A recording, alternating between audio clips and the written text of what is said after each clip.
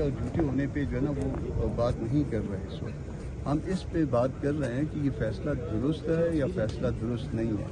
आया रिट जो है इस तरह के मामलात में इंटरटेन हो सकती है या नहीं हो सकती, और क्या इस्लामाबाद हाई कोर्ट जो है वो कोई बादशाह सलामत है कि जिसने पूरे पाकिस्तान के मामलात को जो है ना वो अपनी जुरिस्डिक्शन में ले आना है, और वो इस तरह का बादशाह सलामत है जिसमें बहुत सारे मामलात फाइनलिटी अटेन कर गए हैं, तब भी उसने कमीशन बनाना है और एक वेग किस्म का आर्डर पास कर लेना है। उस आर्डर को हमने चैलेंज किया है। अब वो डीबी का फैसला जो है उसके बाद जो भी आता है, अगर तो हमारी ख्वाहिश के मुताबिक या कानून के मुताबिक हुआ तो ठीक है, नहीं तो फिर उसके बाद जो भी रेमेडी अवेलेबल है।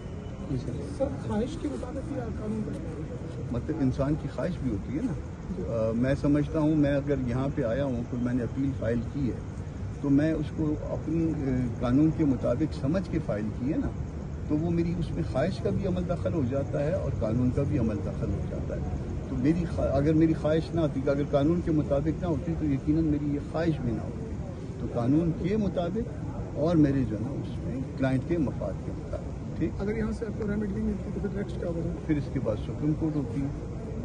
इसके बाद जो भी है, हम मतलब ये एक अदालती लड़ाई है, इसको अदालती लड़ाई को अदालती लड़ाई की सूरत में लें, इसको किसी पॉजिटिव नेगेटिव में मत लें।